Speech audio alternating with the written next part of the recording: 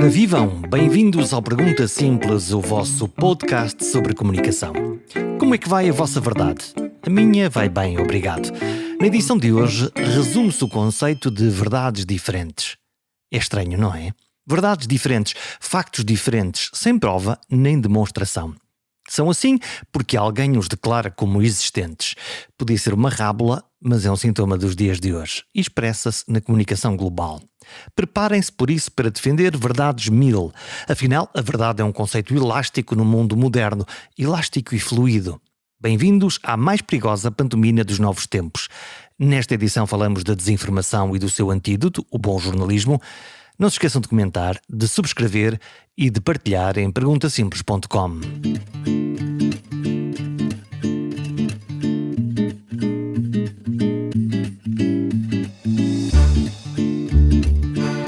Navegamos por muita informação, talvez demasiada informação e uma aparente transparência que esconde muitas coisas. Estamos na era da informação e da desinformação, as duas coisas ao mesmo tempo.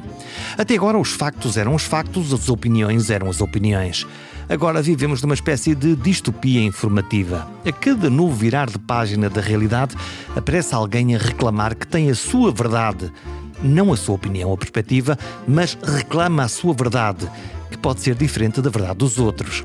A verdade tornou-se assim um conceito fluido, uma pós-verdade onde se misturam factos, percepções, intuições e convicções. É o terreno fértil para toda a cultura da desinformação, das fake news, as falsas notícias, numa contradição extrema dos termos, rotulando de falso o que é, por definição, as notícias verdadeiro. Ou, pelo menos, honesto. Esta conversa é sobre todos esses fenómenos, mas também sobre o antídoto, chamado bom jornalismo, sobre a importância de ter uma opinião pública mais bem informada e consciente, com menos dogmas, com menos vieses, com menos crendice cega e mais cidadania. Paulo Pena é cofundador de um projeto de jornalismo de investigação internacional, junto a jornalistas europeus de 11 países, para melhor entender e explicar este nosso mundo, do mais verdadeiro ao mais lunático. Começamos pelo jornalismo. Pelo jornalista. É jornalista só. Um jornalista tem que ser um jornalista de investigação por natureza, ou não? Sim, todos os jornalistas têm que fazer investigação, não é? Qualquer notícia que nós tenhamos que fazer, qualquer breve, tem que ser investigada, porque a nossa função é contar a verdade aproximada das coisas e por isso. É isso que diz nos livros? É isso que... Na prática também, Jorge. É? Sim. Nós estamos a fazer bem isso ou não? Não. A culpa não é tanto dos jornalistas e de cada um e cada uma individualmente. A culpa é da forma como, enfim, dada a crise que se vive há uns anos, se aposta num jornalismo cada vez menos rigoroso desse ponto de vista. Mas vês isto como uma coisa sistémica, como uma coisa quase... que é um plano maquiavélico que alguém tenha inventado, quer dizer, vamos enfraquecer o quarto poder, ou aconteceu porque aconteceu? Estou certo que isso também terá algum peso. Enfim, todos os tipos de regime desconfiam da liberdade de informação. E querem controlar. A liberdade de informação e a liberdade no geral, não é? Claro, a liberdade no geral. A liberdade é um aborrecimento, porque a liberdade é perguntar porquê, não é? É sempre incontrolável no fim, não é? E por isso... Mas isso tem um peso, seguramente. Mas o principal problema não será esse. O principal problema é a forma como, enfim, para abreviar e não ficarmos aqui a tarde inteira a falar disto, as administrações dos meios de comunicação social em Portugal e no mundo inteiro resolveram apostar num tipo de jornalismo low cost, que não é o jornalismo que faz falta a uma sociedade desenvolvida como a nossa. Como é que isso se faz? Como é que isso se fez e como é que se vai fazendo? Vai-se fazendo cada vez menos com enviados especiais aos acontecimentos e com cópia do que outros jornais e outros meios de comunicação, outras televisões, outras rádios. Para que é que a gente lá vai? Se a Reuters ou a Lusa já nos traz aqui, a gente pode copiar o parágrafo e pôr na nossa publicação ou na nossa rádio. Um site qualquer, num sítio qualquer e com aquela ideia que provou ser errada, do meu ponto de vista, de que quanto mais publicar mais cliques vamos ter online e por isso vai dar mais publicidade e por isso vai tentar colmatar aquilo que tinha sido a quebra de vendas e a quebra de receitas com a venda de informação. Mas quando passamos para o digital, isso acabou por não acontecer. Isto é, a relação entre cliques, supostamente leitores, e a relação e aquilo e o dinheiro que se dava para a própria publicação não aconteceu como não pagou aquilo que é a compra de jornais na banca, aquilo que era a publicidade que os jornais arrebanhavam. Hoje em dia praticamente isso desapareceu. Portanto, o modelo de negócio faliu? Sim, este modelo de negócio é um modelo de negócio falido. Nós temos em Portugal vários exemplos de jornais que eu não sei como é que sobrevivem, porque, enfim, são deficitários. E temos muitas situações, temos jornais que não sabemos de quem são, temos essas coisas todas que sabemos. Mas o grande problema no mundo inteiro é precisamente esse. Enfim, há muitos bons exemplos de coisas que foram experimentadas e feitas e que não vão neste sentido, mas ainda há pouco tempo uma colega minha do Investigate Europe teve um problema com o jornal dela, porque onde ela trabalhava há mais de 20 anos, porque o jornal queria que ela fizesse turnos. Ela é mãe, enfim, tem limitações na sua disponibilidade horária, e queria que ela fizesse turnos de 8 horas para copiar coisas online, e ela é uma jornalista experiente. Uma fábrica. Portanto, aquilo que acontecia normalmente no jornalismo, em particular nos jornais, é que tu trabalhavas, muitas vezes dias a fio para uma determinada matéria com grande profundidade e qualidade, e depois, no momento em que aquilo estava maduro para ser publicado, aquilo era publicado e tinha relevância. E hoje nós trocamos isso por uma fábrica com o molde, e quanto mais notícias fizeres, melhor tu és? Exatamente, sim. O objetivo dos turnos online é que qualquer pessoa escreva 10 notícias por dia, o que numa redação pequena de 20, 30 pessoas faz com que um determinado jornal publique 200 notícias num dia, o que é completamente absurdo e não faz nenhum sentido do ponto de vista da missão informativa desse jornal. Como é que se escolhe no meio de 200 notícias? Claro. Não era melhor fazer 20 com boa qualidade? Claro, lembro-me perfeitamente dos meus primeiros tempos na Visão, em que eu tinha que batalhar para publicar uma história que estava feita há um mês e nunca mais saía, nunca mais era publicada. Temos outras coisas para publicar, vê lá isso, a tua história ainda não é suficientemente forte, suficientemente boa. Com mais pessoas, vai entrevistar mais pessoas, vai de novo ao sítio ver o que é que aconteceu. Claro. Tens a certeza mesmo, se for verdade, a gente publica, mas cuidado, vamos lá ver como é que é a história, como é. E no jornalismo de investigação isso ainda é mais agudo, porque publicar uma grande história que chateie poderosos é normalmente um bom caminho para depois receber de volta reações da mais variada forma. Exatamente, sim. Não é uma boa escola para fazer amigos, não. Como é que tu confrontas quando tu tens uma peça jornalística de investigação que tu sabes que encontras coisas que vão, no fundo, aborrecer poderosos? Como é que é esse primeiro diálogo quando tu telefonas no fundo ao visado? Como é que é essa conversa? Eu tento sempre que seja uma conversa interessante, até porque a minha experiência é que quanto mais nós apostarmos nessa conversa, mais informação vamos conseguir ter.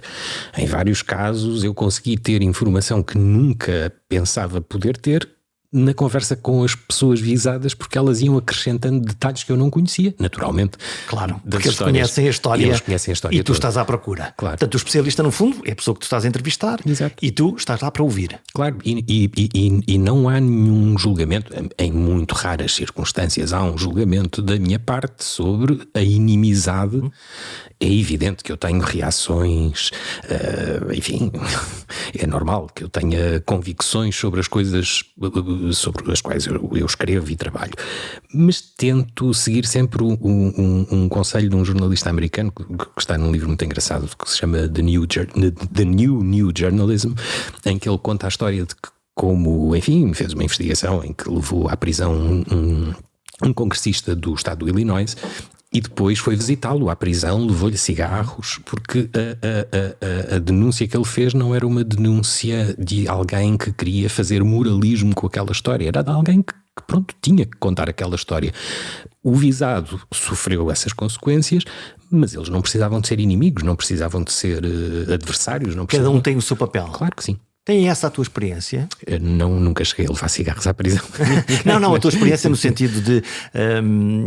como é evidente quando tu fazes uma história de investigação de algo que interfere com a sociedade e que normalmente representa um mau uso de um bem social qualquer. Normalmente é disto que estamos a falar.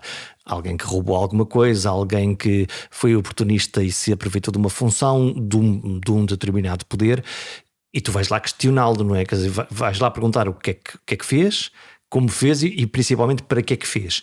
Isto incorpora um julgamento ou não? Incorpora sempre um julgamento, é evidente. E dependendo dos assuntos, um dos últimos que eu publiquei, é evidente que eu tenho uma reação visceral a pessoas que fazem ameaças online racistas. É evidente que eu não quererei visitar essas pessoas na prisão se for esse o caso. Não é esse o caso até agora. Nem tornar-me próximo delas. É evidente que eu tenho um julgamento sobre alguns dos temas que trato, mas os temas e as personagens dos temas têm muitas dimensões, enfim, diferentes. E mesmo que seja um banqueiro que tenha feito coisas terríveis, muito provavelmente haverá ali um lado em que eu consiga conhecê-lo melhor e perceber porque o fez. Vais tentar perceber o lado humano, além daquilo que é o factual? Claro. O contexto da história? Isso é sempre importante. Muitas vezes não se vê, porque as histórias de jornalismo de investigação, como se chamam, são sempre muito secas, são sempre muito mais diretas. Muito factuais. Sim. Embora não seja essa, enfim, não haja nenhuma necessidade disso ser assim, é uma tentativa de defender o trabalho de uma maneira. Porque, por exemplo, todos nós, quando lemos uma história, pensar no jornalismo até anglo-saxónico, muito New York Times, Guardian, os ingleses ou aqueles que falam inglês, um jornalismo muito factual. Aconteceu isto e aconteceu aquilo e aconteceu outro. E depois há um jornalismo mais latino, se quisermos. Vou ali ao El País, vou ali aos jornais franceses, que já não é a mesma coisa. Já é o contar de uma história que não se atém aos factos, vai também à personagem, vai à motivação, vai quase ao traço psicológico de quem fez o quê. É, exatamente. E há muito bons exemplos disso, e mesmo no jornalismo anglo-saxónico há muitas formas de, enfim, e há pessoas que têm trabalhado sobre isso e escrito livros sobre isso, sobre como humanizar as histórias mais complexas, as histórias mais difíceis, e pode ser feito de várias maneiras. Eu estou-me a lembrar, por exemplo, do Matt Taibbi, que escreveu várias reportagens para o Rolling Stone sobre banqueiros, sobre a Goldman Sachs, etc., de um ponto de vista muito, enfim, imperativamente acusatório, mas também jornalismo que procura mostrar, estou-me a lembrar do Truman Capote, no Sem Frio, não é? Que procura mostrar a motivação dos maus da fita, dos vilões. Sim, mostrar como é que eles funcionam. Claro, isso é importante. Em Portugal, este país é um bairro quase, isso torna-se mais difícil, porque nós conhecemos os donos disto tudo sempre e amanhã eles vão estar aqui e depois da amanhã também, não é? Mas conhecemos? Tenho essa dúvida, Jorge, tenho mesmo essa dúvida. Achas que não estamos a contar as histórias dos nossos vilões? Não estamos a contá-las bem, pelo menos, não é? Se pensarmos quem é o principal vilão da nossa história recente. Estamos a pensar na mesma pessoa? Há duas, eventualmente. O José Sócrates e Ricardo Salgado. Tal e qual. Portanto, um banqueiro e um político. Exato. Sim, e não estamos a contar bem. Sabemos bem essas histórias. Eu não sei. Mas porquê? Temos demasiada informação ou muito pouca informação? Eu acho que temos muito pouca informação e temos, sobretudo, a informação de um processo judicial, que ainda por cima é um processo judicial que tem quase uma década, não é? Sim, e milhares e milhares e milhares de páginas e de informação. E de erros. E também. De erros, não é? Porque isso é um dos problemas sérios que o jornalismo atravessa hoje aqui em Portugal e que, enfim, eu tento lutar contra isso, que é a forma como o jornalismo se tornou dependente de investigações que não fez. E como é que nós podemos dar aos nossos leitores e às pessoas que nos ouvem na rádio ou que nos veem na televisão a informação que nós consideramos verificada se nós não a podemos verificar. E preguiça? Não incapacidade, falta de meios? Não, é um mecanismo muito complexo, porque é um mecanismo que, por um lado, dispensa toda a verificação jornalística dos factos, e isso é um problema que as redações deviam, enfim, refletir um bocadinho sobre isso. Qual é o papel do editor numa história destas, não é? As pessoas têm muito na cabeça aquela ideia romântica do filme do Watergate, não é? Que há uma fonte que conta tudo e depois o jornalista, e depois há um jornalista que escreve tudo. Está ali para escrever o Mas que a o fonte processo diz, não é mas, esse. Vamos claro, para não os jornalistas, para as pessoas que, a maioria das pessoas que nos estão a escutar não são jornalistas, Claro. e recebem apenas o trabalho que os jornalistas fazem. Como é que funciona a máquina? A máquina devia funcionar de uma maneira completamente cética, que é também o que nós esperamos que a pessoa que nos ouve, lê ou vê, reage perante o que nós Não dizemos. comprar aquilo como uma verdade absoluta, Nunca. mas deixa cá ver este prisma e estes factos. Questionar, saber se o que está ali dito é uma tentativa de nos levar a acreditar em alguma coisa ou não, etc. O que acontece em Portugal agora, recentemente, e sobretudo nestes mega processos judiciais, é que é muito mais fácil haver alguém do Ministério Público ou da Polícia Judiciária que passa uma informação a jornalistas, os jornalistas confiam naquela informação, publicam-na. Até porque vem com um papel timbrado, é uma claro. fotocópia de um documento que é oficial ou que está num organismo oficial. Isso faz com que os jornalistas também tenham uma credibilidade sobre a informação, a não verificação da parcialidade daquele trecho, daquela fotocópia que lhe foi entregue. Claro, e esse é o grande problema, porque o nosso papel é questionar o que está no papel timbrado também. E porque é que o papel apareceu lá, não é? Porque é que o papel apareceu, como é que aquilo foi feito. Mas a história está cheia de exemplos absurdos de erros. Em processos judiciais, em processos de investigação do Estado sobre pessoas, enfim, não vale a pena. Mas se quisermos recuar, por exemplo, à Casa Pia, em Portugal, temos há um lá muitos exemplo buracos, disso, não é? Todos os buracos do mundo. Então havia uma célebre conversa telefónica em que a pessoa era identificada como um homem e era uma mulher. Sim. Era uma conversa de namorados, na realidade, e foi identificado quase como um libelo criminal, não é? Uma conspiração. Claro. Aí está aqui a prova de que alguma coisa está a acontecer. Bom, mas a máquina de produção de notícias deveria garantir que alguém produzia essa notícia, mas depois os tais editores pudessem fazer também eles próprios uma primeira leitura crítica e fazer perguntas difíceis e, no limite, decidir se publica ou não se publica e não ser um ato automático. Exato. É isso que quem consome informação espera que os meios de comunicação social façam, que tenham mecanismos de controle interno sobre a informação que publicam, ou seja, a informação que sai naquele jornal ou naquele noticiário da rádio é verificada por alguém.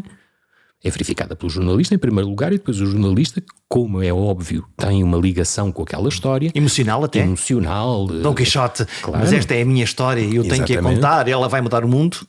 E, portanto, o jornalista deve confiar e deve precisar absolutamente dos olhos de alguém que não está apaixonado pela história, que a está a ler pela primeira vez, ou que a conhece mal, ou que não conhece todos os detalhes, e que vai fazer as perguntas que os leitores poderão fazer. O chato do editor, claro. que era o papel que devia ter, não é? Sim. Enfim, os bons exemplos de jornalismo mundial estão cheios disso, não é? O célebre bullpen do New York Times, em que havia ali umas pessoas odiadas por toda a redação que estavam ali basicamente para dizer: não, isto não está pronto para sair, isto não é bom.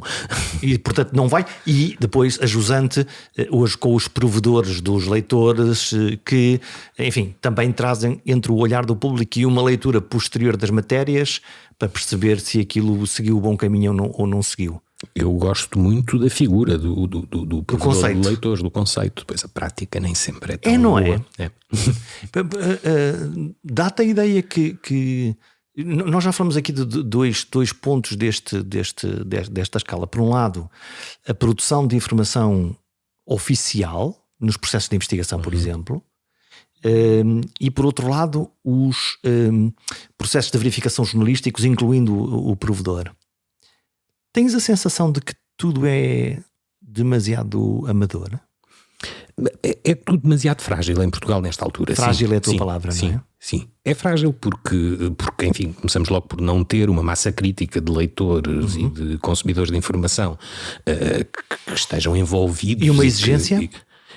Que tenham essa exigência e que sejam construtivos. Ou seja, eu digo sempre isto, a culpa, estamos aqui a apontar o dedo e vamos apontar o dedo e nada nos fará não apontar o dedo às falhas que nós jornalistas praticamos. Mas a sociedade não pode pensar que vive sem informação, como alegremente parece pensar a sociedade portuguesa atual, não é? Que, enfim, para que é que eu preciso disso? Eu vou ali às redes sociais e estão lá as notícias. E está lá tudo, eu leio os títulos e fico a saber tudo. Não há nenhuma sociedade que consiga desenvolver-se sem estar informada. Não há. É uma sociedade que é uma presa muito fácil para boatos, para informação falsa, para tentativas de manipulação, e para o mau jornalismo também, porque essa sociedade se depende dos títulos que vai fazendo scroll ou que vai deslizando o dedo nas redes sociais. É uma sociedade que desistiu de querer, enfim, conhecer mais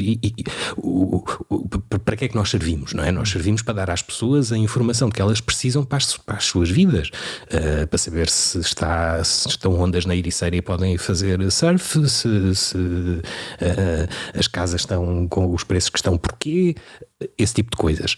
É para isso que nós servimos, mas nós só serviremos se do outro lado estiver uma sociedade que queira que exija essa informação, e que exija, que peça, que seja exigente e... O que me faz saltar um bocadinho para o tema que nós tínhamos, enfim, combinado conversar durante esta edição, que é a questão das fake news, das notícias falsas. Preferes notícias falsas ou desinformação? Enfim, eu percebo os argumentos todos sobre o uso de palavras difíceis e chatas como estas. Enfim, é o que for mais fácil. Podemos ir à causa das coisas. Fake news é a expressão inglesa que um senhor chamado Donald Trump escolhe para, no fundo, para descredibilizar completamente os mídias e os jornalistas, que é qualquer coisa que ele não gostava. Fake news. Eu acho que ele adorava, não era não gostava. Ele dependia da forma como, enfim... Ele alimentou o monstro? Ele percebeu o monstro? Ele criou um monstro específico, alimentou-se dele e o monstro continuará. Enfim, não nasceu ali. O monstro, se o quisermos definir, é este jornalismo 24 horas por dia, 7 dias por semana, em que, como nós sabemos e toda a gente que pense 2 segundos sobre isto percebe, não há informação importante 24 horas por dia, 7 dias por semana. Logo há que a inventar? Logo há que a inventar, há que a polemizar, há que torná-la... alimentar o cavalo. Sim, quente e emotiva e essas coisas todas que estas coisas fazem com que as pessoas tenham uma relação de ansiedade com a informação. O que é que eu estou a perder? E o que é que eu estou a perder, ou porque é que isto está a acontecer agora e como é que eu vou viver agora se isto Mas isso acontece nas coisas importantes e nas coisas absolutamente triviais. O que é que são coisas importantes? Coisas importantes seria, por exemplo, a cura da malária, não é? Essa seria de a facto inflação, o temporal, o preço das coisas, o sistema. Isto são coisas relevantes. As celebridades não são, a forma como o Cristiano Ronaldo vai no avião, não sei para onde, também não é. Esse tipo de coisas não são as importantes, mas são essas que alimentam o ciclo constante, reverberativo da informação atual. E isso o exemplo do criou Trump. Há um exemplo. Voltaremos já aos assuntos mais sérios. Há uma história recente da nossa sociedade. Ronaldo é uma figura planetária, que é o momento em que Cristiano Ronaldo se dirige ao treinador Fernando Santos e diz: deve estar com uma pressa para... Bom, enfim, depois disso umas palavras em português mais arcaico. E o que é curioso naquele fenómeno não é o desabafo, obviamente, não é de todo, quer dizer, a frustração que eu consigo perceber, a pressão que ele deve sentir num Mundial. Não consigo sequer imaginar como é que será. Mas acontece um fenómeno muito curioso que eu gostava de ouvir a tua opinião, que é, subitamente, metade dos portugueses, não tenho nenhum dado científico a isto, mas metade dos portugueses dizem: obviamente ele disse aquilo. Ele disse ao treinador: não me substitui, estás com muita pressa para me substituir. E depois a seguir pode fazer um julgamento de valor, pode dizer aquilo, não pode, lá está. Temos 5 dias de telejornais para encher. Mas a outra metade da população diz: vocês são estúpidos, não perceberam que ele não disse aquilo e principalmente são ingratos. Há 2 verdades sobre o mesmo facto. Eu acho que toda a história é extraordinária e eu não vi a história extraordinária ser contada. Posso ter eu também não, eu só vi o acessório. Porque a história extraordinária era alguém que atinge um grau de superação, enfim... É o herói. Um herói desportivo, mundial, enfim, e que tem a história que o Cristiano Ronaldo tem. Que vem da Madeira, sim, é extraordinária a história. Uma vida familiar dificílima, etc. E consegue conquistar o que ele conquistou e que, nesta altura, estava a exibir uma coisa que é absolutamente, enfim, rara, que é o falhanço em direto. A vulnerabilidade. Ele estava a mostrar que um herói pode mostrar as suas falhas. Ou seja, que pode ser humano. O Deus apareceu com a sua cara humana. Com a cara mais humana possível. Eu nunca tinha assistido à exibição pública de um falhanço de alguém que não tinha falhas. E isso... era uma história extraordinária. E depois essa que tu muito bem lembras enfim, é o exemplo prático, é a demonstração de como nós polarizamos a informação, porque nós já temos um mecanismo, e a psicologia social está a estudar isso a propósito da desinformação.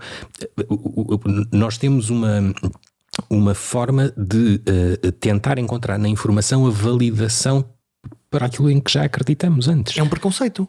É um preconceito puro. Ou seja, nós temos uma posição sobre o Cristiano Ronaldo. Ele deve jogar, ele é o melhor. Mesmo que ele não marque golos, que não faça nada, ele tem de lá estar. Que é uma posição legítima. Todas são legítimas, claro. E os outros dizem, não, ele já não está ao nível estratosférico que está e, portanto, havendo outros que sejam melhores, neste momento, devem ser esses, claro. Só que ninguém aceita a opinião do outro. Exatamente. E ninguém aceita qualquer informação que seja disruptiva nesse contexto. Ninguém aceita a manifestação de que o Cristiano Ronaldo está a tentar influenciar o treinador, que é uma coisa que, em princípio, as pessoas achariam que não deveria acontecer, não é? Porque o treinador é a pessoa que decide quem é que joga. E portanto, o Cristiano Ronaldo estava a dizer ao treinador, não me substituas, apesar de estar a ser substituído naquele momento, ele estava a tentar, enfim, ter um braço de ferro com o treinador. Mas as pessoas pura e simplesmente não acreditam que isso esteja a acontecer porque a sua pré-convicção é a contrária. E, portanto, isso ajuda-nos a perceber o que se passa com muitos outros assuntos. Enfim, se quisermos ir ao mais engraçado de todos, a Terra é plana. As pessoas que fazem parte do movimento da Terra plana não concordam nada umas com as outras. Umas acham que a Terra é completamente plana, outras acham que é mais hexagonal e que, enfim, e que depois há um contínuo espaço-tempo que faz com que as pessoas não caiam quando se aproximam do Ártico, ou que é uma forma Fazendo um fact-check, a Terra é redonda e nós já sabemos isso desde os tempos quase do Galileu. Exatamente. Esse é o único ponto em que todos eles concordam que a Terra não é redonda.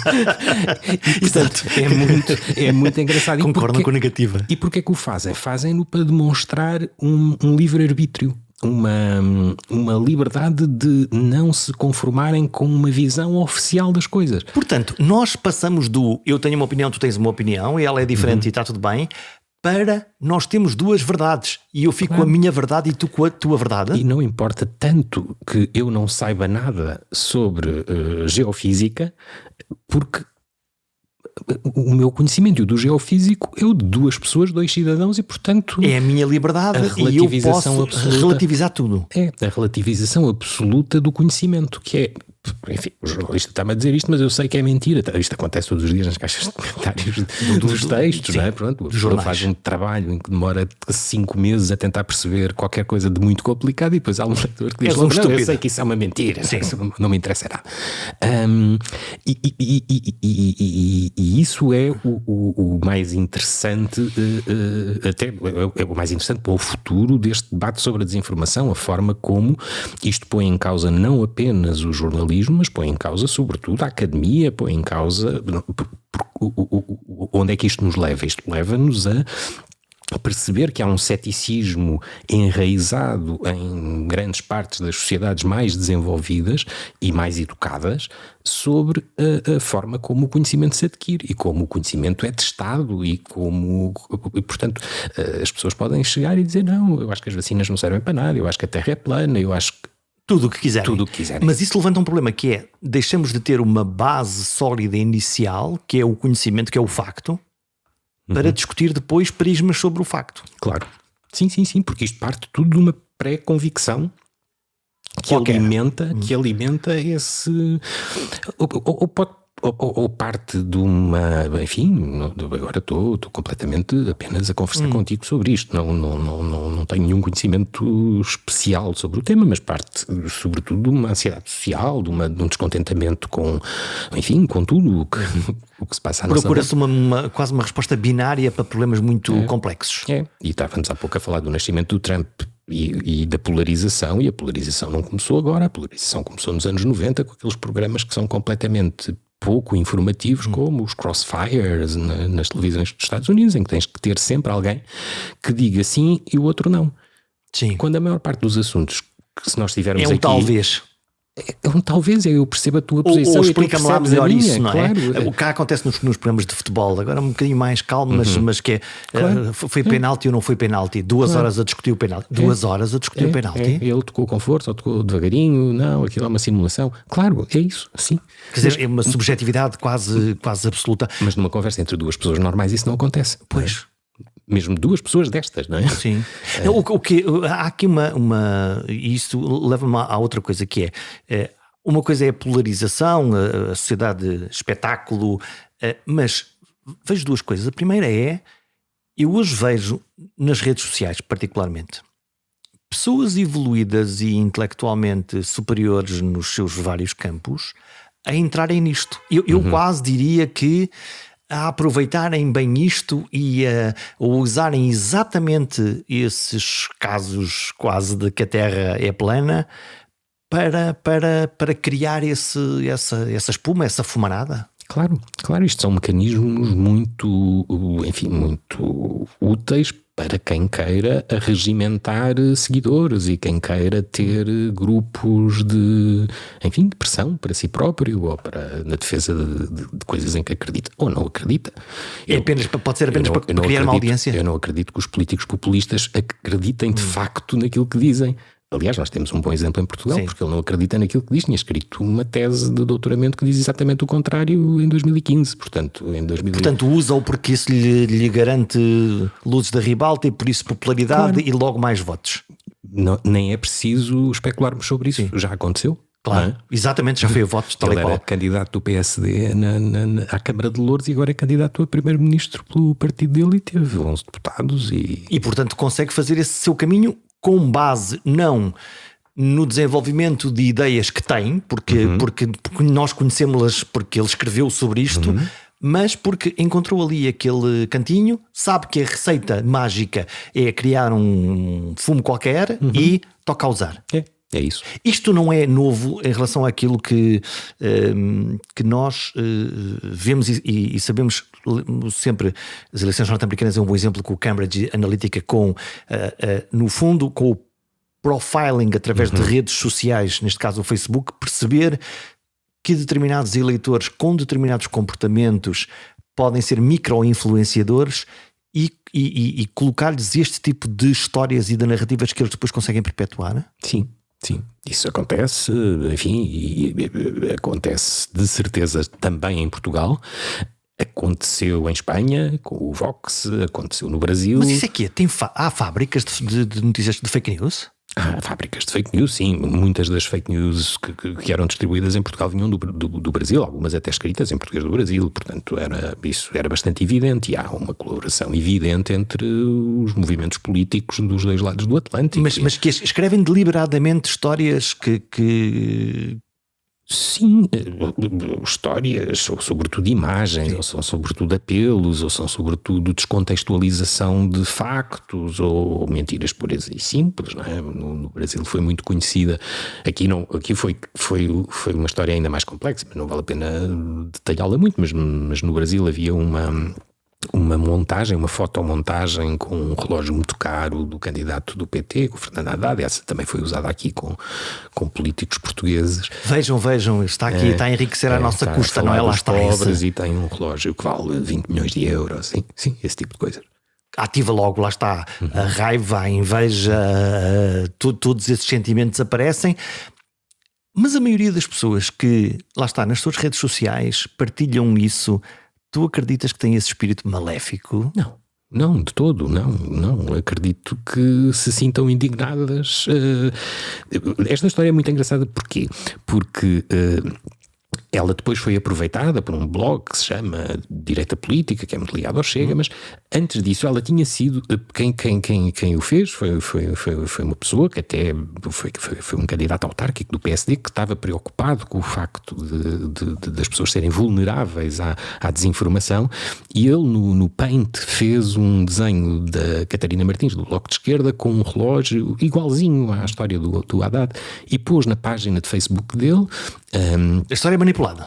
a história manipulada a dizer, atenção, pôs em letras maiúsculas, atenção que isto que eu estou aqui a pôr é falso, mas é só para verem como é fácil fazer isto. E os comentários das pessoas que seguiam a página dele é: estes políticos são todos iguais. As pessoas não conseguiram nem sequer ler a história. Nem leram que aquilo era falso. Portanto, começaram e depois o tal blog. Claro, depois aproveita e faz ao contrário, não é? Vejam lá isto é como uma história nossa, verdadeira. É. E eu depois entrevistei o dono do blog, que me disse: isso é mentira, não sabia se era mentira, pensava que era verdade. Portanto, quem é que está a beneficiar destas histórias? Não, estão este tipo de políticos emergentes no mundo inteiro que conseguem ganhar eleições de uma maneira, enfim, pouco expectável e muito espetacular. E estão a ganhar também, e é esse o ponto crítico, estão a ganhar de maneiras diferentes também os meios de comunicação social que cavalgam este tipo de coisas. O CEO da CBS disse: o Trump pode ser péssimo para a América, mas é ótimo para nós. Para as audiências. Para as audiências, claro. Les Moves escreveu, disse essa frase que está citada em vários livros.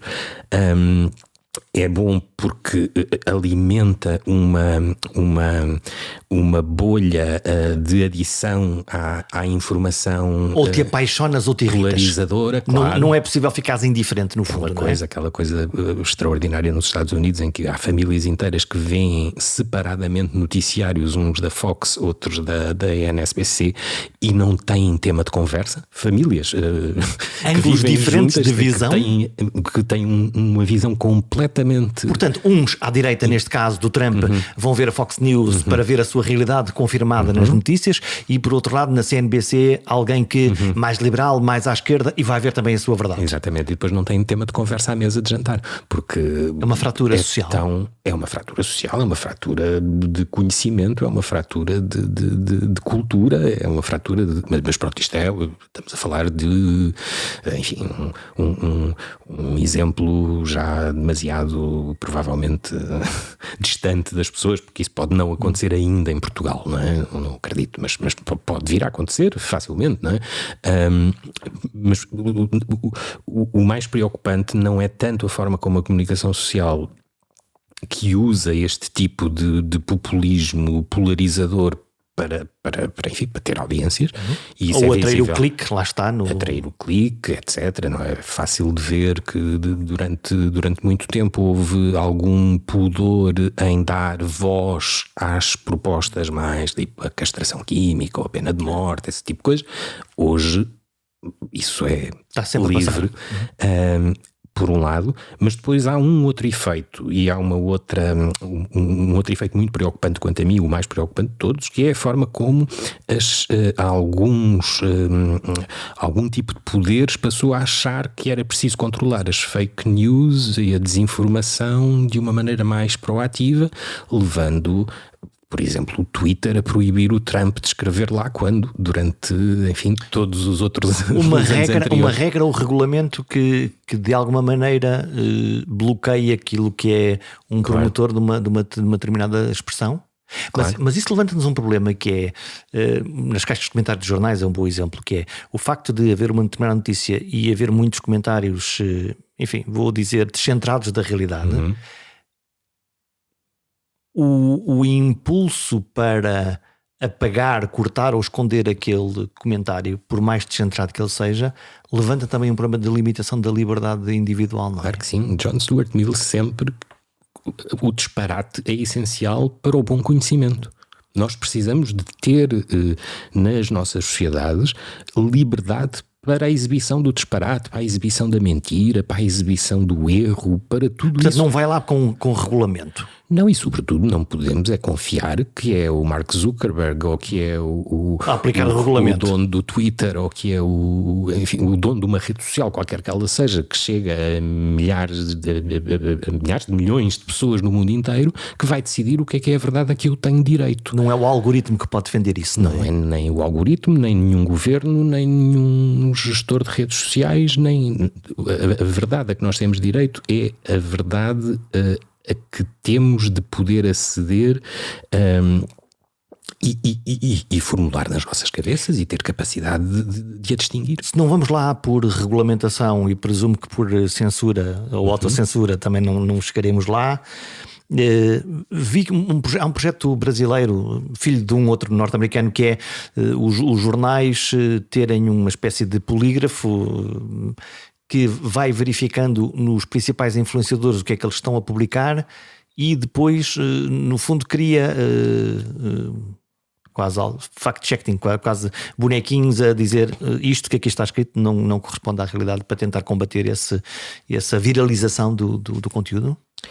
Eu acho que isso não tem o efeito que as pessoas que o criaram pensam que tem, porque as pessoas que veem a mentira não vão ver a correção da mentira. Claro. Há muitos estudos de psicologia social que demonstram isso. Eu entrevistei um professor brasileiro que não sei se ele trabalhou com esse projeto em específico, mas o que ele dizia é que a primeira audição da mentira é sempre essencial para a convicção.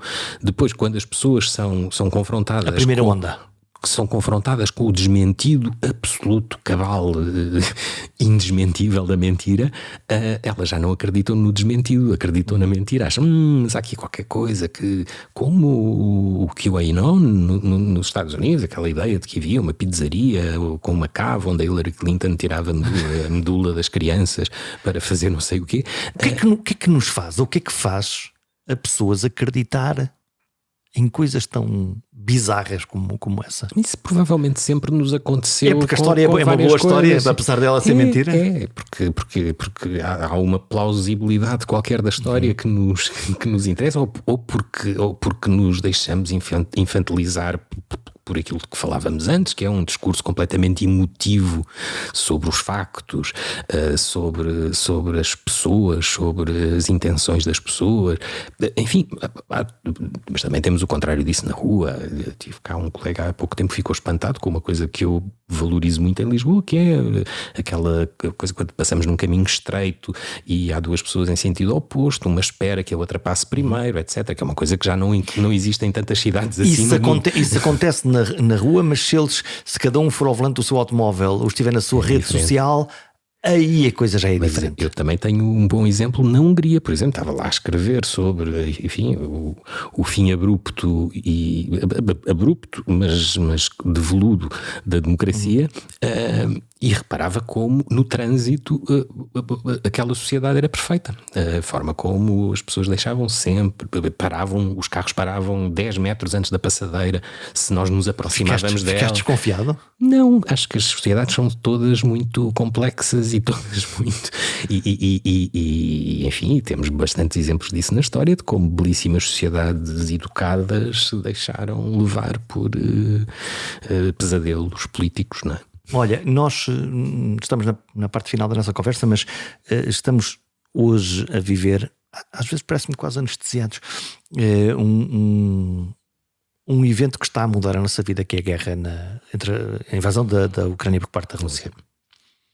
Na produção da informação, quer de um lado, quer do outro, está a produzir-se muitíssima informação que é deliberadamente enviesada, mentirosa, ou escolher este facto, não escolher aquele. Como é que tu estás a ver isto, este fluxo? Mas isso também sempre aconteceu, Jorge. Ou seja, aquela ideia de que o inimigo iria distribuir panfletos de avião dizendo do nosso lado estamos a comer caviar, vocês estão aí a morrer de fome, etc. Esse tipo de mentira. Agora acontece noutros palcos, não é? Mas acontece. Acontece sempre, não é? Sempre aconteceu. Agora, o que é mais fácil é a forma de difusão dessa mentira, não é? Porque essa mentira agora chega-nos em tempo real, nas redes sociais, por todo todos os meios digitais que nós temos ao nosso dispor e pela forma como nos concentramos neles e como não duvidamos deles, que era toda a conversa anterior. Sim, até porque é curioso, nós estamos deste lado, às vezes esquecemos disso e, portanto, se vem do lado russo, nós a priori dizemos, obviamente estão a mentir, mas não fazemos a mesma coisa se a informação vem do lado ucraniano ou pior, se vem do lado dos governos europeus ou norte-americanos. Parece que temos uma bitola diferente de ler a informação. Eu tenho que te confessar que parei,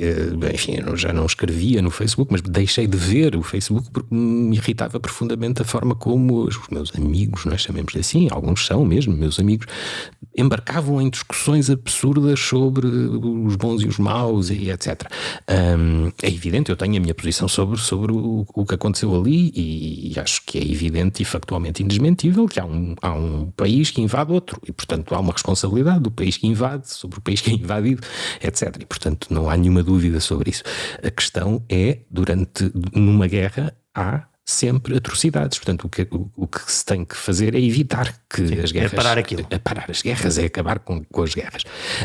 Não é tomar um partido da aniquilação do mal na guerra. Em nenhuma circunstância, não é? Isso foi terrível durante a Primeira Guerra Mundial, no final da Primeira Guerra Mundial, que teve uma consequência devastadora, que foi a Segunda Guerra Mundial. Foi a Segunda Guerra Mundial e com... Que é que vamos castigar vamos castigar os maus e depois esse fenómeno trouxe transformar os maus em horríveis, péssimos e enfim, sabemos todos o que aconteceu. Enfim, embora haja quem também sempre tenha desmentido, não é? Com base em mentiras, mas é esse o verdadeiro problema hoje. É o nosso debate público, se está centrado nestes meios, é um debate público já de si polarizado, já de si emotivo, mas sem nenhum tipo de carga, sem nenhum tipo de comprometimento próprio na forma, no debate e nas coisas, não é? Porque uma coisa é nós estarmos a discutir empenhadamente alguma coisa que queremos fazer e que temos, como estávamos há pouco sobre o jornalismo e o que é que devíamos fazer, a outra é sobre uma guerra que para nós é distante e que tem um efeito... E que é difícil de compreender algumas coisas, não é? Há muitas nuances ali que são muito difíceis de... Claro. Nós compreendemos a básica, não é? Um país invadiu outro, as questões da liberdade, e essas são muito fáceis, mas aquilo tem muitas camadas ali que são difíceis de compreender. Claro, eu tive a oportunidade, nós estávamos a fazer no Investigative um trabalho no início do ano, já tinha começado em dezembro do ano passado, em 2021 ainda, sobre, enfim, a militarização na União Europeia. E a guerra começa em fevereiro, 24 de fevereiro começa a invasão da Rússia à Ucrânia e nós estávamos a trabalhar com bases de dados sobre venda de armas e reparámos que havia venda de armas à Rússia de países europeus, como a França, a Alemanha, vários, depois do embargo decretado em 2014, depois da invasão da Crimeia. E publicámos essa história. É evidente, a reação à nossa história foi muito mais intensa dos opositores ao apoio à Ucrânia. Por exemplo, o Breitbart pediu-me uma entrevista, eu não dei, claro. Disse que não podia, mas o Breitbart pediu-me uma entrevista porque eu era o coordenador dessa história e porque que o Breitbart quer uma entrevista nossa? Porque aquilo para o Breitbart era ótimo. Servia exatamente como justificação da sua causa. Estes tipos que andam para aqui a dizer que os ucranianos são bons e que os russos são maus, andaram a ganhar dinheiro com os russos, etc. E essa incompreensão, aliás, hoje, e se calhar eu quando olho hoje para a China, nós recebemos pedaços de informação, agora Covid, por exemplo, e a minha sensação é sempre, nós não sabemos nada. A China tem essa grande vantagem que é nós podemos dedicar toda a nossa vida a estudá-la e nunca vamos saber tudo sobre a China. Mas a minha sensação é pior, é que a gente não sabe nada, não é? Sim, é muito difícil e é muito difícil perceber, porque é uma discussão que temos que ter nós, porque nos afeta na nossa vida Mas eu cotidiana. quero saber o que é que lá se passa, eu quero saber o que é que eles pensam, o que é que eles sentem. Porque a China tem uma posição determinante em muitas empresas que são vitais para Portugal, como a EDP, como a REN, como na banca, como E portanto é importante para nós. Tem o Porto do Pireu, na Grécia, está a construir um caminho de ferro entre a Grécia e a Hungria. Tudo o que é a estratégia da China nos interessa. Agora não podemos olhar para ela com aquele ponto de vista, enfim, xenófobo e racista, que é o perigo amarelo. Sim. Vem aí o perigo amarelo e eles são todos, não se consegue perceber o que é que fazem, etc. Havia muitas fake news quando eu trabalhava sobre isso, sim. Temos que perceber exatamente como é que há aqui uma globalização económica diferente que permite à China fazer o que está a fazer na Europa, comprar empresas ao desbarato por causa das políticas europeias sobre a austeridade e a troika. O empobrecimento geral. E, portanto, temos que saber isso. Se não soubermos isso, muito dificilmente vamos conseguir perceber o que vai acontecer no futuro. O que é que te falta fazer como jornalista? Tanta coisa. Não, eu tenho tido a sorte de fazer aquilo que achava que devia fazer. O Investigate Europe é uma dessas coisas. Felizmente estamos em funcionamento e em crescimento desde 2016. Começámos 8, somos agora 21. E acho que é importante dar esse lado da informação, de contrastar a informação nacional com a informação europeia, porque muita da escala da nossa informação não é apenas nacional, é sobretudo europeia. Isso é uma das coisas, mas também o projeto Inocência que criei com outras pessoas aqui, que lá está também para desconfiar um bocadinho dos documentos oficiais, ver as pessoas que são condenadas em Portugal e se dizem inocentes. Nos tribunais tu fizeste uma história sobre um caso. 2 já, sim. Em que tudo o que é discutido no tribunal, há umas partes que são verdade, outras partes que não são, e mesmo o processo de decisão judicial tem ali momentos que te deixam abismado. Assustado, sim, e mesmo a investigação dos crimes, a forma como nós temos aquela ideia baseada nas séries de televisão, em que há ali uma recolha de dados para testes de ADN. Uma coisa robusta. E pronto, e aqui estamos a falar de 2 casos, foram 2 casos que nós trabalhámos sobre homicídios e foram, enfim, cenas de crime manipuladas antes da chegada da polícia ou não tratadas, ou provas não recolhidas, enfim.